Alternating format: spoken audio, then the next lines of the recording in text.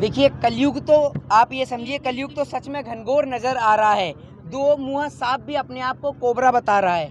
आप ये बात समझिए, देश के अंदर 100 दिन हो गए देश के किसान की बदहाली के, 100 दिन हो गए देश की सरकार की बेशर्मी के, और देश के अंदर 100 दिन से ज़्यादा देश के किसान यहाँ सड़कों पर बैठे हुए हैं। लेकिन सरकारें इतनी नाकार है, इतनी निकम्मी सरकार, देश के इतिहास में पहली बार वो देश के प्रधानमंत्री जो एक और देश का किसान सड़क पे बैठा है, लेकिन किसान को देखना तो दूर की बात, सुनना तो दूर की बात, वहाँ चुनावी रैली और प्रचार कर रहे हैं। अरे आपको शर्म नहीं आती कि दिल्ली के अंदर किसान बॉर्डर पे डटा हुआ है, इनसे बात करने के लिए एक बार आप आ जाएं। आपको बंगाल जाना जरूरी है, आपका बंगाल दौरा जरूरी है। अरे देश के अंदर तो हर 6 महीने के बाद कहीं ना कहीं चुनाव होते हैं, चुनाव तो दोबारा भी आ जाएंगे, लेकिन जो देश के किसान के जो 300 से ज़्यादा किसान भाई शहीद हुए हैं, वो दोबारा आ पाएंगे क्या देश के अंदर?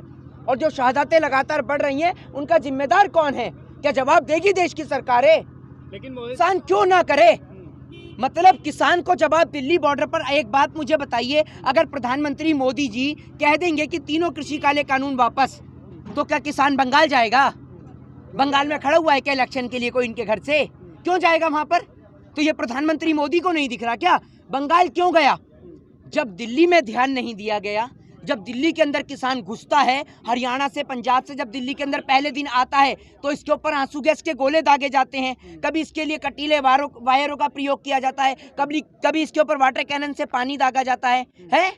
तो आप ये पूरा देश देख रहा है आज किसानों के साथ में, और आप किसानों के ऊपर जब ध्यान नहीं देंगे तो किसान बंगाल भी जाएगा, असम भी जाएगा, तमिलनाडु भी जाएगा, केरला भी जाएगा और पुडुचेरी भी जाएगा। से कन्याकुमारी तक किसान जाकर अपना वर्चस्व दिखाएगा कि क्या ताकत है किसान की, और किसान से उलझने वाली सरकार की हालत क्या होगी, ये किसान आपको दिखाएगा। कि जो भी सरकार देश में, कोई भी सरकार हो, जो किसान से उलझेगी, किसान से टकराएगी, ना उसका कोई वर्चस्व रहेगा, ना कोई इसका अस्तित्व रहेगा। ये बात दिखाना चाहता है देश का किसान। बात मुझे बताइए, तो ये क्या राजनीति की कोई डिग्रियां दी जाती हैं? एक समय वो था कि देश को चलाने वाले देश के प्रधानमंत्री इकोनॉमिस्ट हुआ करते थे, और देश के प्रेसिडेंट, देश के राष्ट्रपति साइंटिस्ट हुआ करते थे। और आज क्या है? देश के प्रधानमंत्री चाय बेचने वाले हैं और गृह मंत्री तड़ी पार हैं। बहुत अच्छा लगता है ना आपको सुनने में?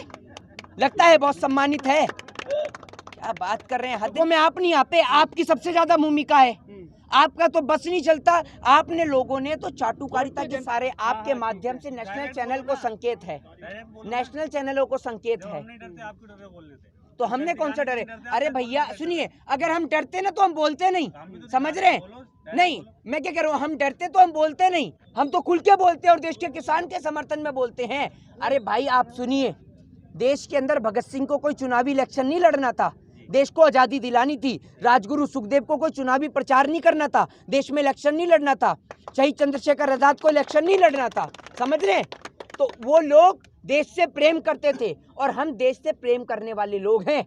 और आप इस बात को समझिए, हम इस गुलदस्ते के 4 सुनहरे फूल हैं, हिंदू, मुस्लिम, सिख और ईसाई। अगर एक फूल टूट जाएगा ना, तो पूरे गुलदस्ते की रौनक खराब हो जाएगी, और हमें इस रौनक को खराब नहीं होने देना। देश को बचा के रखना है, बरकरार करके रखना है। बात मुझे बताइए, पिछले 7 सालों में देश के फायदे के तहत नाम बदलने के अलावा कौन सा फायदा इस देश ने देखा है? एक ऐसे मेडिकल कॉलेज का नाम बताइए जो प्रधानमंत्री मोदी जी के द्वारा बनाया हो। एक ऐसे हॉस्पिटल का नाम बताइए जो प्रधानमंत्री मोदी के द्वारा बनाया हो। एक ऐसे नए एयरपोर्ट का नाम बताइए जो प्रधानमंत्री मोदी के द्वारा बनाया गया हो। एक ऐसे नए विश्वविद्यालय का नाम बताइए जो प्रधानमंत्री मोदी के द्वारा बनाया हो। बताइए ना आप मुझे, कैसे भारत को विश्वगुरु बनाएंगे? ऐसे बनाएंगे कि देश के किसान को सड़क पे लाके बिठा देंगे, या ऐसे बनाएंगे कि जिस देश के अंदर अगर आप लोन लेने जाते हैं गाड़ी के लिए तो आपको कम टैक्स पे करना पड़ता है, लेकिन शिक्षा के लिए लोन लेंगे तो आपको ज़्यादा पे करना पड़ता है। और सबसे बड़ी बात, अभी बंगाल से ही आए हैं, दोबारा बंगाल जा रहे हैं 16 को।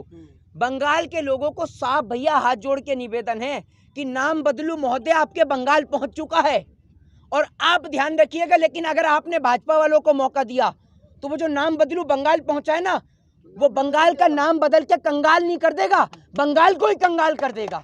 इस बात को आप समझिए। और आप कहते हैं ना खूब भालो, खूब भालो, वहां कुछ भी भालो नहीं बचेगा, क्योंकि रंगा बिल्ला प्रॉपर्टी डीलर वाले हावड़ा ब्रिज से लेकर देश के कश्मीर से कन्याकुमारी तक हर एक चीज का सौदा करना जानते हैं। वो तो इनका बस नहीं चल रहा, पूरा देश उठा के ओलेक्स पे डाल दें कि खरीद लो, अच्छे और सस्ते दामों पे खरीद लो।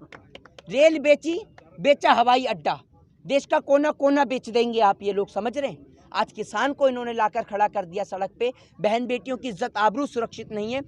वो जाकर उत्तर प्रदेश वाले नाम बदलू महोदय, वो वहां जाकर कह रहे हैं उत्तर प्रदेश का मॉडल। अरे अपना मॉडल तो यहाँ कर देख लो उत्तर प्रदेश का। यहाँ किसान बैठा हुआ है, किसान को लाठी डंडे से मारा जाता है जब किसान रात में सो रहा होता है, बहन बेटियों की इज्जत आबरू सुरक्षित नहीं है। तो ऐसा उत्तर प्रदेश का मॉडल हमें कहीं और नहीं चाहिए। और अगर आपने बंगाल के बजाय, बिहार के बजाय, चुनाव प्रचार करने के बजाय अगर आपने उत्तर प्रदेश पे ध्यान दिया होता ना, तो आज ये उत्तर प्रदेश नहीं, ये उत्तम प्रदेश बन गया होता। लेकिन आज तो ये बदतर प्रदेश बन चुका है, आप ये समझिए। आपने तो सिर्फ नाम बदला है, कौन सा विकास हुआ है?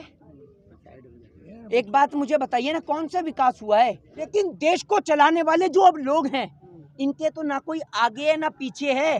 तो भैया बेच दी रेल, बेच दिया एयरपोर्ट, बेच दिया BSNL। तो कल को जब देश बिकेगा, तो जब देश बिकने के बाद आप किसका गलेबान जाके पकड़ेंगे कि अगर रेलवे बिकी तो क्यों बिकी, एयर इंडिया बिकी तो क्यों बिकी? और जब रेलवे बिक गई तो रेल मंत्री को काय बात की तनख्वाह?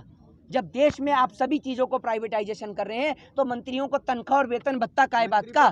सरकार भी प्राइवेट कर दो ना, प्रधानमंत्री भी प्राइवेट चुन लेंगे। जब देख रेख ही करनी है तो 50,000 1 लाख रुपए सांसद को क्यों देंगे? 10,000 रुपए में चौकीदार रख के देखभाल करवाएंगे और अच्छी चौकीदारी करेगा। चक्रवर्ती तो कह ही रहे हैं, मैं पानी वाला सांप नहीं हूँ, मैं कोबरा हूँ, कोबरा। हाँ, समझ रहे हैं? अरे भैया आप कोबरा हैं तो मोदी जी को ढसेंगे, उनके भाजपा वाले को ढसेंगे, हमें ही ढसेंगे हैं, और आप हैं ही कोबरा। ये इतने ऐसे अभिनेता हैं जिनकी आवाज किसान के नाम पर ना, इनके मुंह में सत्ता का फेविकॉल अटक जाता है, कले से आवाज नहीं निकलती।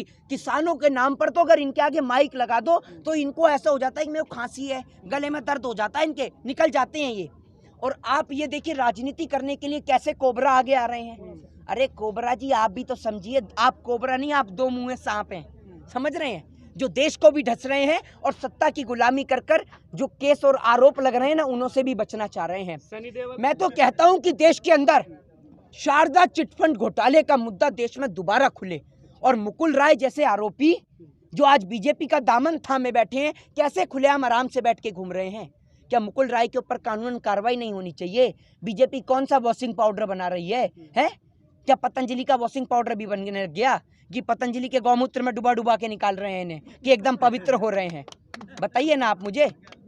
तो कौन सा ऐसा वॉशिंग पाउडर है कि सारे आरोपी इधर जा रहे हैं और उधर साफ होकर आ रहे हैं? तो ये कॉन्सेप्ट है इनका। सर किसान कानून के बारे में बोलना ये कॉन्सेप्ट है इनका, फिल्मीबाजी से समझ रहे? तो पूछना है। हाँ, ये इनका कॉन्सेप्ट है सीधे तौर पर कि देश के अंदर ये पहले लोगों को परेशान करते हैं, जब लोग परेशान होते हैं तो वो सत्ता के पास पहुंचते हैं और सत्ता उनको ऐसे प्रेशराइज करती है कि आप पार्टी ज्वाइन करिए, आपके ऊपर से सारे आरोप साफ। तो पहले परेशान भी यही करते हैं, समाधान भी खुद देते हैं। नहीं करना चाहिए क्या? जब यहाँ पर नहीं सुनी जा रही है किसान की बात तो किसान कहाँ जाएगा? दिल्ली भी जा चुका है, दिल्ली घुसता है तो मारा जाता है किसान को, हरियाणा पंजाब से पहले दिन आता है तो मारा जाता है किसान को। अरे किसान पिटने के लिए नहीं बना, किसान देश का अन्नदाता है, पेट भरने के लिए बना है, पिटने के लिए नहीं। अरे कुछ तो शर्म करो, इस अन्नदाता के ऊपर लाठी चार्ज करना बंद करो और इसके लिए सोचना शुरू करो, क्योंकि अगर अन्नदाता नहीं होगा तो बिना रोटी के त्रस्त हो जाएगा देश। वो दिन भूल गए जब अमेरिका से सड़ा हुआ गेहूं आता था जिसे खाकर लोग बीमार पड़ते थे? भारत ने नारा दिया कि भूखे मर जाएंगे लेकिन देश में अनाज पैदा करेंगे, देश की रोटी खाएंगे। तो वो दिन दोबारा लाना चाह रहे हैं क्या? तो देश के किसान के लिए सोचिए, किसान के लिए जीना सीखिए, देश के लिए जीना सीखिए। जय हिंद, जय भारत, वंदे मातरम।